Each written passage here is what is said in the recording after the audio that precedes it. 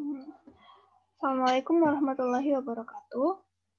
Kembali lagi dalam mata kuliah Fisika 1. Nah, pada materi kali ini kita akan mempelajari subbahasan gerak dua dimensi yang kedua tentang gerak melingkar. Oke, kita langsung saja. Apa sih yang dimaksud dengan gerak melingkar?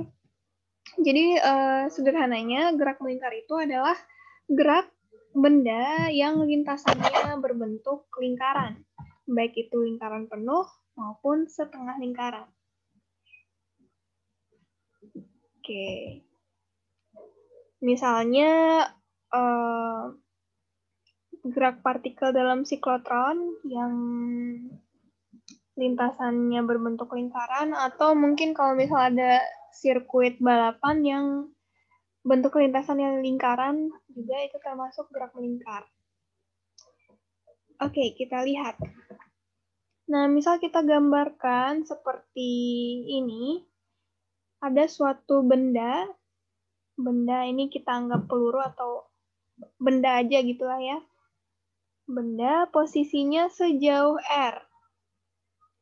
Jadi kalau dia bergerak, maka gerakannya itu akan membentuk lintasan seperti ini. Karena jarak dari benda ke pusat lingkaran itu selalu konstan, yang nilainya L. Oke, jadi di sini kita punya jarak titik pusat lingkaran ke benda itu adalah R, di mana kalau kita uraikan, R ini terhadap sumbu X, kita dapat nilai X-nya sama dengan R cos theta. Kemudian kalau diuraikan pada sumbu Y, kita punya nilai Y sama dengan R sin theta. Nah, R ini sendiri juga merupakan jari-jari lintasan atau jari-jari lingkaran. Nah, untuk mendefinisikan vektor posisi dari benda, kita tinggal menambahkan komponen X dan komponen Y-nya beserta vektor satuan. Nah, ini jadi kita dapat komponen posisi benda. R sama dengan IR cos theta plus JR sin theta. Nah, kemudian untuk mencari panjang jari-jari lintasan, oke, sebentar.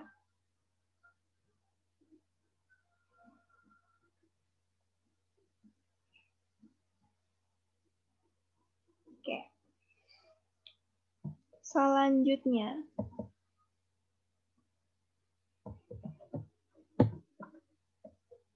Bentar. Nah, jadi yang istimewa dari gerak melingkar itu adalah kecepatan arah gerak benda, kecepatan benda itu selalu menyinggung lintasan. Nah, jadi arah geraknya menyinggung lintasan. Misal kalau bendanya di sini, dia V-nya tuh arahnya keluar ke sana. Kalau posisi bendanya di sini, V-nya ke bawah. Kalau di sini V-nya ke atas. Jadi di sini ya, V-nya itu selalu menyinggung lintasan. Pertama kita punya kecepatan sudut. Oh ya, tadi belum jelaskan ya sudutnya. Jadi kalau sudut itu adalah vektor R atau vektor posisi benda terhadap sumbu X, itu sudutnya adalah theta.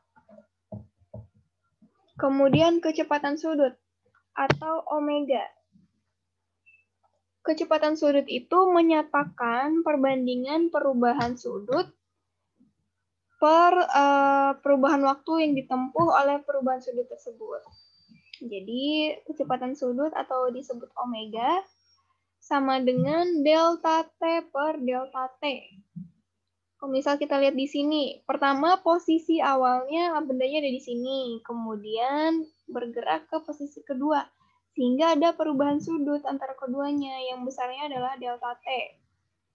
Lalu delta theta maksud saya. Kemudian delta T-nya adalah waktu posisi akhir dikurangi waktu pada posisi awal. Nah, di sini omega adalah delta theta per delta t. Kecepatan sudut itu satuannya adalah radian per sekon atau rad per sekon. Sementara kalau theta dalam graf lingkar itu biasanya di dalam satuan rad. Nih di sini ya, delta theta adalah sudut yang ditempuh benda dalam satuan radian. Dalam selang waktu delta t dalam satuan sekon. Kemudian kecepatan linear. Jadi kecepatan linear itu adalah kecepatan yang menyinggung lintasan ini, yang arahnya keluar. Ini kurang kelihatan ya. Kecepatan linear itu bisa kita peroleh dari kecepatan sudut. Pertama, kita definisikan dulu yang namanya delta S. Jadi delta S ini adalah panjang keliling lingkaran selama selang waktu. Nah, misal kalau di contoh ini, kita lihat delta T-nya, T-T1. Jadi delta S itu panjang ketika dia berpindah posisi dari ke sini sampai sini. Jadi delta S-nya adalah yang garis yang di tengah ini ya.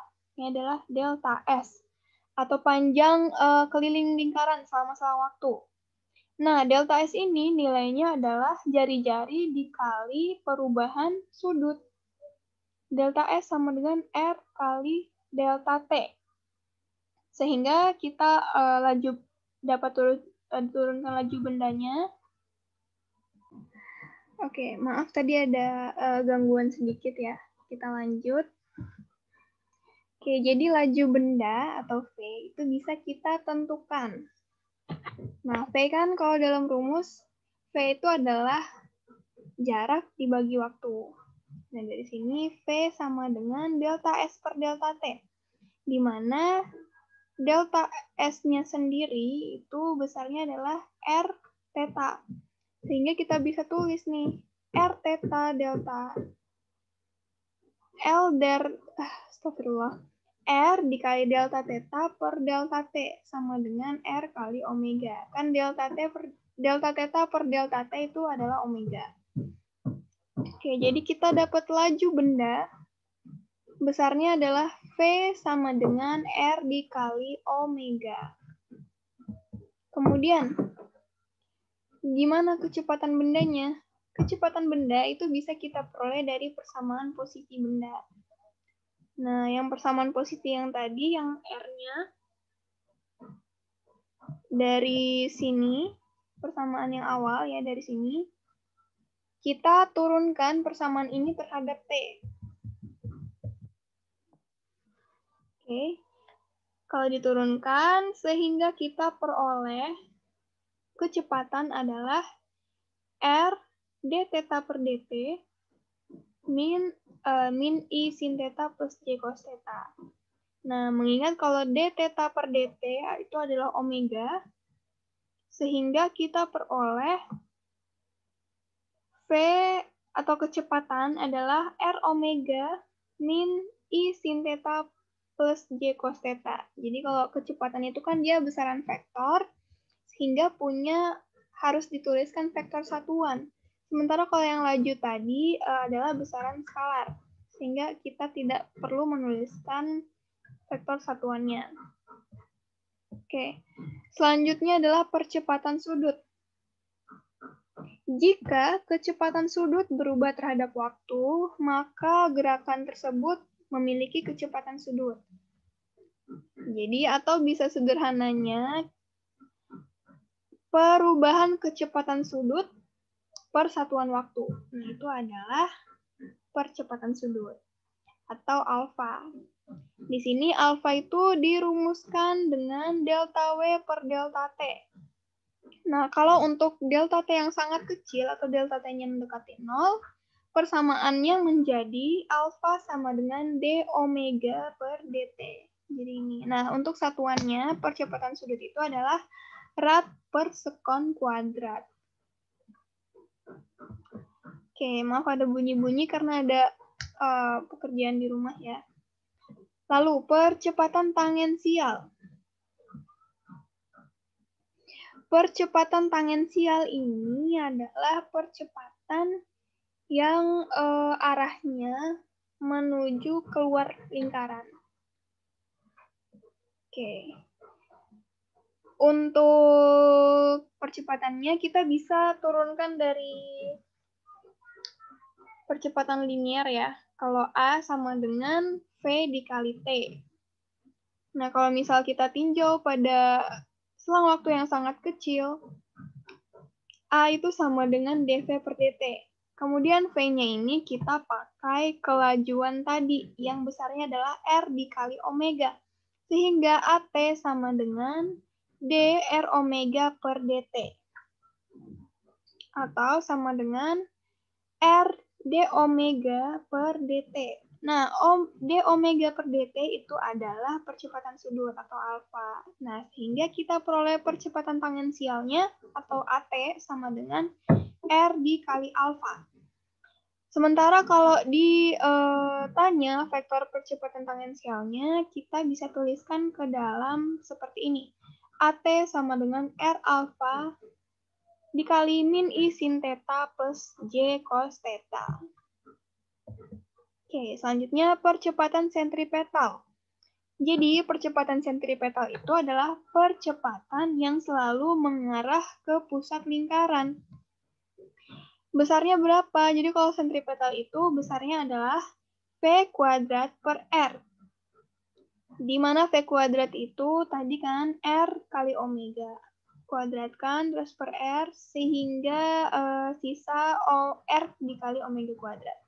Jadi percepatan sentripetalnya bisa kalian pakai rumus yang V kuadrat per R ini atau R dikali omega kuadrat. Nah, kemudian vektor percepatan sentripetalnya adalah min R omega kuadrat I cos theta plus J sin theta. Oke. Jadi, vektor percepatan total benda itu adalah penjumlahan dari percepatan tangensial dan percepatan sentripetalnya. Oke, kalau kita tambahkan, hasilnya menjadi seperti ini. Ya, di bawah ini. Oke, selanjutnya, misal ada contoh nih, sebuah benda yang diikat pada tali yang panjangnya 0,5 meter diputar dengan waktu 1 putaran penuh adalah 0,2 sekon. Tentukan laju putaran benda dan kecepatan sudut benda. Oke, yang pertama kita cari dulu keliling lingkaran. Keliling lingkaran adalah 2pi kali R. Jadi 2 dikali 3,14 dikali 0,5. Besarnya 3,15 meter. Kemudian laju benda. Laju benda ini kita bisa peroleh dari keliling lintasan per waktu. Jadi 3,14 bagi 0,2 besarnya adalah 15,7 meter per sekon. Kemudian kecepatan sudut benda. Kecepatan sudut benda itu besarnya 2pi per T. 2 kali 3,14 per 0,2. Sama dengan 3,14 rad. Oke, jadi kenapa bisa ada 2 theta di sini? Karena ini kan diputar pada 1 putaran penuh. Nah, 1 putaran penuh itu sudutnya adalah 360 derajat. Ya enggak? Kalau 360 derajat, kita ubah ke dalam radian, itu adalah 2pi radian. Jadi 360 derajat sama dengan 2pi radian. Nah, karena kita pakainya satuannya radian, makanya di sini sudutnya adalah 2pi. Nah, 2pi per waktu. Gitu ya. Oke, selanjutnya. Lintasan bulan mengelilingi bumi hampir menyerupai lingkaran dengan jari-jari 384.000 km. Periode revolusi bulan mengelilingi bumi adalah 27,3 hari. Berapa percepatan sentripetal bulan ke arah bumi? Oke, dari soal kita sudah dapat informasi di mana jari-jari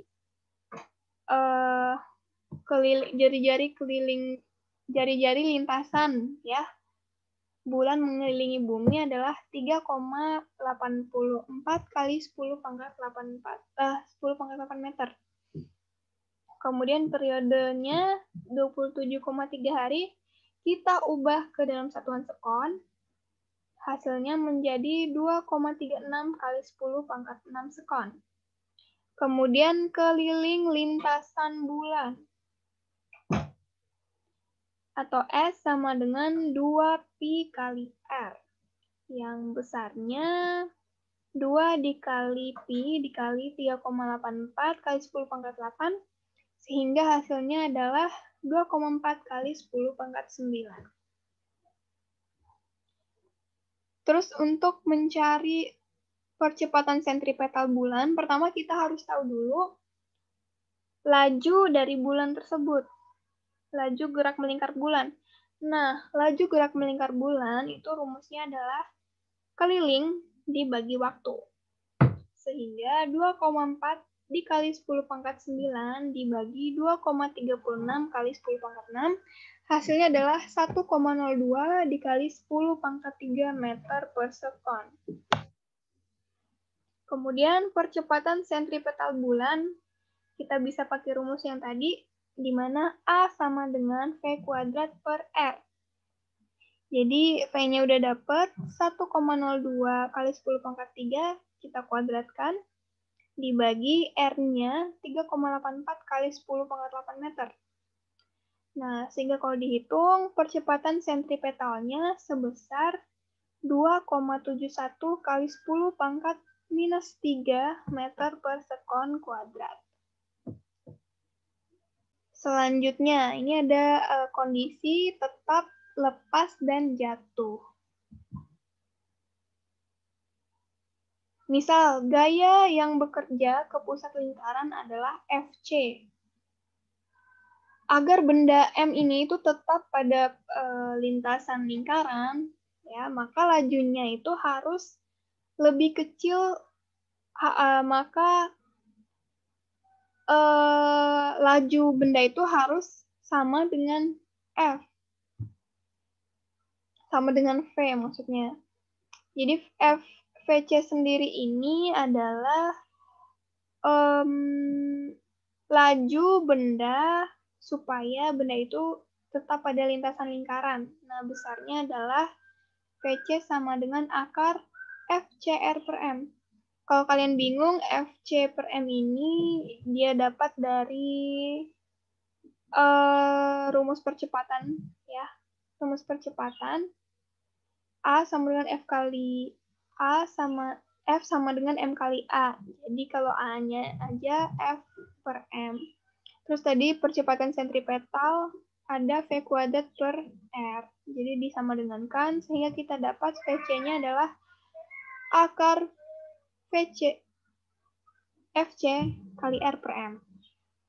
Nah, jadi ada 3 kondisi di mana benda tetap pada lintasan, kemudian benda lepas dari lintasan, dan benda jatuh ke pusat lingkaran.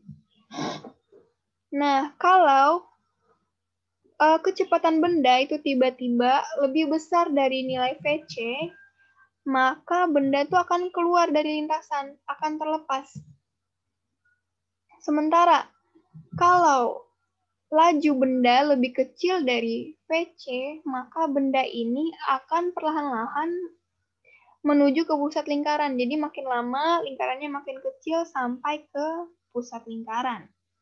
Nah, kemudian benda itu akan tetap pada lintasan lingkaran kalau kecepatannya itu sama dengan VC. Gitu ya.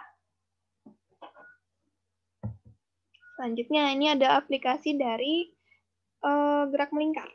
Misal pada kasus pedal gas dan rem kendaraan. Nah, ini misal kalau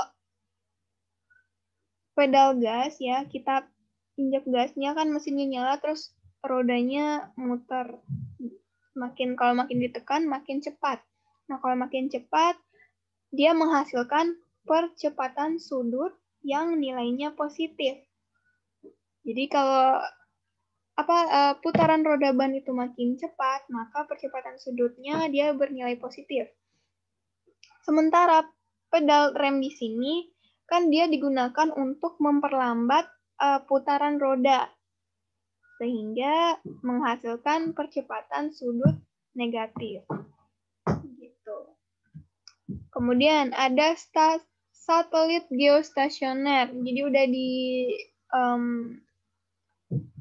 contoh soal yang tadi yang tentang bulan. Ini prinsipnya sama juga, satelit geostasioner. Jadi satelit geostasioner itu artinya satelit yang seolah-olah diam kalau diamati dari permukaan bumi. Ini kita hitung berapa kecepatan sudut dan kecepatan linier satelit pada orbit geostasioner. Nah, satelit melengkapi satu putaran dalam orbitnya itu selama 1 hari. Oke, 24 kali 60 kali 60, kita peroleh delta T-nya adalah 86.400 sekon. Kemudian besar sudut satu putaran orbit. Karena lingkaran penuh, maka delta T-nya adalah 2 pi radian. Nah, dengan demikian, kecepatan sudutnya itu omega itu delta theta per delta T sama dengan 2 pi per 86,400. Hasilnya adalah 2,72 kali 10 pangkat minus 5 rad per sekon. Kemudian jari-jari orbit satelit itu adalah jari-jari bumi ditambah ketinggian satelit.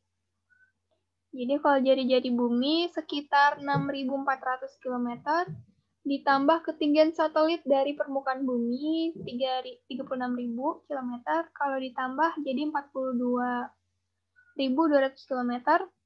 Nah, kilometer ini kita ubah ke meter menjadi 4,24 kali 10 pangkat 7 meter. Nah, dengan demikian kita peroleh kecepatan linier satelit, yaitu menggunakan rumus yang ini, V sama dengan R omega. 4,24 kali 10 pangkat 7 dikali 2,72 kali 10 pangkat min 5. Hasilnya adalah 1,15 kali 10 pangkat 3 meter per sekon. Oke, selanjutnya aplikasi lain adalah roda gigi. Roda gigi ini biasanya penggunaannya untuk reduksi putaran. Misal dalam mesin-mesin tertentu untuk menghasilkan listrik, salah satu gearnya itu berputar dengan cepat, terlalu cepat, sehingga butuh dihambat. Nah, cara untuk menghambatnya biasanya gear yang satu dikapelkan dengan gear yang lain untuk mengurangi laju atau putarannya. Yang pertama dengan cara seperti ini. Jadi lingkaran gear yang besar kita hubungkan dengan gear yang kecil. Jadi tujuannya adalah kecepatan gear yang besar itu sama dengan kecepatan gear yang kecil. Sehingga kita bisa turunkan rumusnya di sini ya. V1 sama dengan V2, omega R1 sama dengan omega R2. Sehingga omega R2-nya adalah R1 per R2 dikali omega 1. Oke. Nah, yang tadi kan untuk koreksi perlambatan kelajuan yang lebih kecil. Gimana kalau butuhnya reduksi kecepatan sudut yang lebih besar? Itu kita bisa pakai yang sistem ini, pemasangan dua roda gigi pada satu sumbu yang sama, seperti yang di sini. Nah, untuk menentukan kecepatan sudutnya, kita bisa pakai rumus ini. Oke, kalian bisa baca sendiri juga di buku nanti ya. Nah, aplikasi lain adalah sabuk dan rantai. Ini juga tujuannya untuk mengurangi kecepatan putaran tanpa langsung menyentuh dua roda gigi. Jadi ini untuk lebih ke cost efektif ya, untuk mengurangi biaya. Kalau misal menyentuh langsung roda giginya itu mempermudah, takutnya giginya lebih cepat rusak dan biaya reparasinya lebih mahal. Sehingga di sini kita gunakan sabuk karet atau sabuk rantai. Nah, kalau di sini dalam kompresor dipakai belt atau sabuk untuk mengurangi kecepatan rotasi dari motornya. Ini dalam kompresor. Kemudian yang roda yang lebih besar ini dia rotasinya lebih kecil dihubungkan yang dengan rotasinya lebih tinggi sehingga mengurangi kecepatan putaran atau kecepatan rotasinya. Contohnya juga ada di sepeda, di rantai sepeda. Jadi ya rantai sepeda yang kalau yang dekat rantai itu kan yang gearnya yang jari-jarinya kecil dihubungkan dengan ban depan yang jari-jarinya besar. Ini tujuannya supaya energi kita mengayuh itu lebih sedikit. Nah, kemudian seperti yang ada di keterangan gambar, kecepatan sudut pada roda kecil itu lebih kecil. Tetapi kecepatan sudut pada roda besar itu lebih besar. Jadi tidak terlalu capek energi gitu maksudnya. Oke, nah sampai sini dulu untuk gerak melingkar. Kalian bisa baca materi ini di 2 buku yang udah saya share di Google Drive, yaitu Fisika Dasar 1 dan Diklat Fisika Dasar 1 oleh Mikrojudin Abdullah. Kalian baca juga contoh soalnya yang ada di sana supaya lebih paham lagi. Ya. Wassalamualaikum warahmatullahi wabarakatuh.